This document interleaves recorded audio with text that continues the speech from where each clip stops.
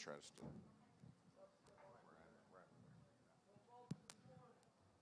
Right where you're at. Right on the trap door. Right on the Roadrunner trap door that you had me sit on. I like this place. I like Vino's. My name's Kit. Thanks for coming out, everybody. Glad everybody's here. Hi! Hi back there. You know what? I love this room. I would totally live in this room as like a loft. Especially with the Vino's sign that has the Wolverine slice through it. It's like, we're Vino's. Fuck with our pizza. I double dog dare you, motherfucker. So it's come to my attention just recently that nobody can tell that I'm Mexican. And it surprises a lot of people. I mean, everybody that finds out, it's just taken aback. I like whip heads around. It's like an old episode of Haraughty. Feminist flight attendants wrapped in bacon all this week on Haraughty. They're like, what? Wait, you're Mexican? What? What? When did this happen? Wait, I've been talking to the whole time? And it's, the whole time you've been? I'm like, yeah. And I was hoping, I'd be like the token Mexican. It's like, welcome to our comedy community. This is our token Mexican. I am the token Mexican. I should have like a shiny leather jacket and a turtleneck and just sit in the corner. I am the token Mexican, yes. Thank you for having me. And I have a cat, or hey, a chihuahua. I can have a chihuahua. It's like, what do you think? What do you think, Mr. Sanchez? Or I'd name it Miranda de la Cruz de la Hoya Cardinal. Say it with me, white people. The circle of life. But no, it's really funny because people like my father-in-law had no idea that I was Mexican until after the wedding. And from what I understand, it went over like a shit balloon, but I didn't get to give the news personally. My wife did. And she was evidently he was just like stared into space for about 5 minutes and was like, oh. I'm like, okay, did he have a palpitation? Did anything happen? And she's like, no. I'm like, well, then you didn't fucking tell it, right? This could have been the big one. This is the one that could have done it, and then the whole lumberyard would be ours right now if you would have just let me handle things. I would just rip the heart out.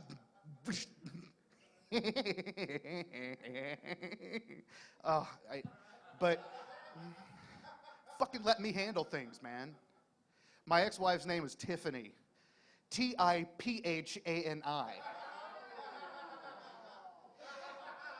That's a red flag I chose to ignore.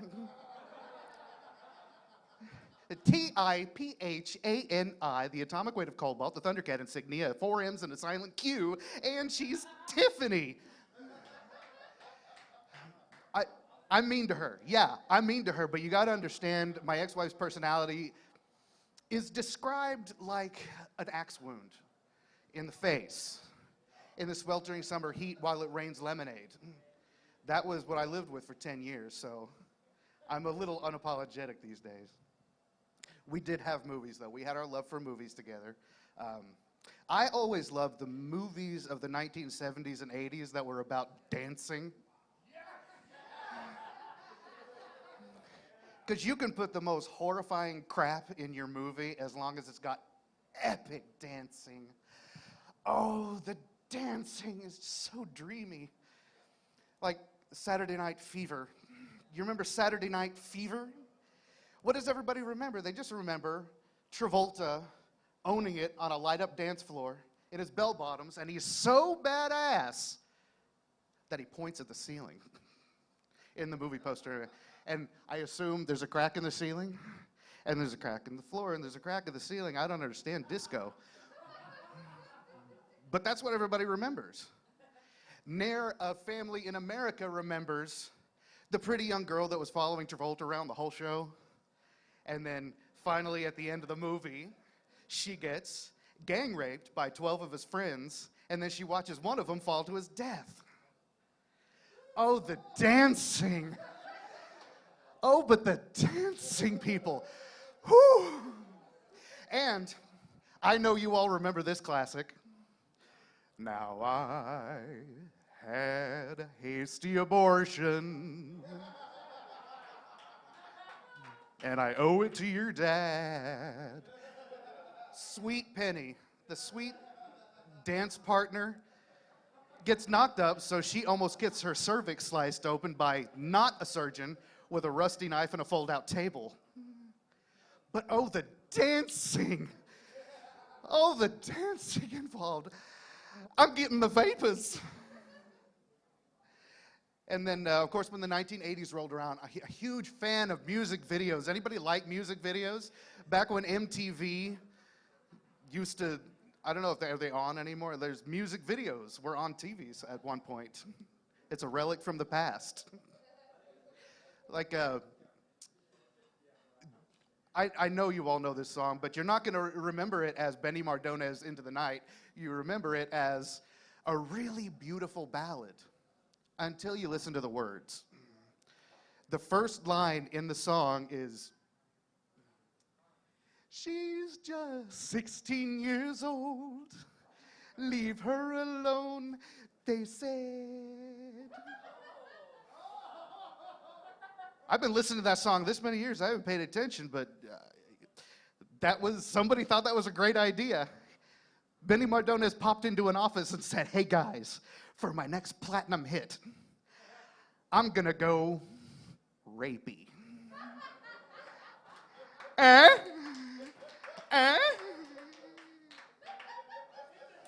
All right, Benny. Just make sure you go really, really obvious with it. I'm on it. Which I don't think people said "I'm on it" back in 1973, but whatever. But, Pat Benatar. Remember Pat Benatar, Love is a Battlefield? Yeah. It was the video was a great story about a group of whores that stand up against the tyranny of the pimp. And they form a wall and start giving him the shoulder action. Dun, dun, dun, dun, dun, dun, dun. And of course the pimp is like, what's happening? And then they start hitting him with the shimmy. Dun, dun, dun, dun, dun. And all this bullshit just is completely immobilized. This is bitch slapping hand, evidently. Because he's just like Superman on kryptonite. Must slap bitches. But he can't. He was completely immobilized, and it was a happy ending where they all met in a drainage ditch and hugged each other and walked away. Hey, you never see that shit on the news. You never see. My favorite, I would have loved to be a newscaster because everything you say sounds really important. Today, the moon hit your eye like a big pizza pie. Scientists believe this to be amore.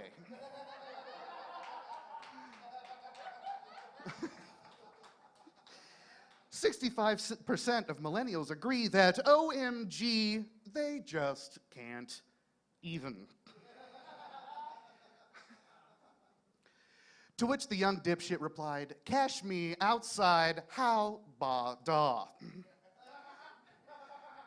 Back to you. But no, I always wanted to teach self-defense.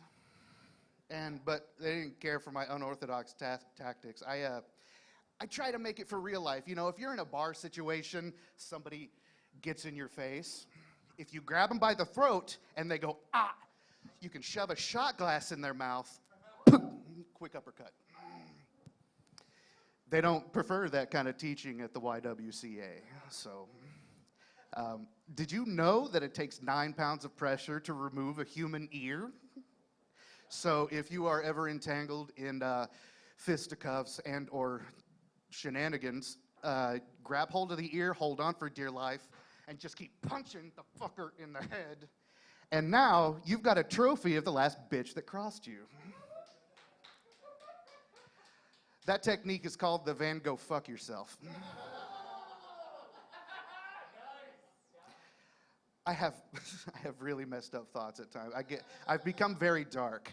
I've become very dark in my thinking. I have flashes of Bricktop from Snatch. Has anybody seen Guy Ritchie's Snatch? and I don't mean Madonna. Oh, I'm making fun of her funny-looking silly putty arms and bird-like appearance. Oh, the material girl. She's a material freak now, but anyway. But no, I have flashes. Bricktop, if you've not seen the movie, Bricktop's the kind of guy, if you've upset him in any way, he will take a mini sledge and crush your hand. And so if I just flash over somebody cuts me off in traffic, and I'm thinking to myself, you're always going to have problems disposing of the body in one piece. Evidently, the thing to do is to cut the piece into 6 separate pieces and pile them all together. And now that you've got your 6 pieces, you've got to get rid of them. Because it's no good leaving in the deep freeze for your mum to discover, now is it? Always be mindful of any man who keeps a pig farm. You're going to need 16 pigs to do the job in one sitting. You have to pull out the teeth and shave the heads of the victims for the sake of the piggy's digestion. You could do this after, but you don't want to go sifting through pig shit now, do you? They will go through bone like butter. 1 pig will eat 2 pounds of uncooked human flesh every minute. Hence the expression, as greedy as a pig. I think I need to talk to a fucking shrink or something.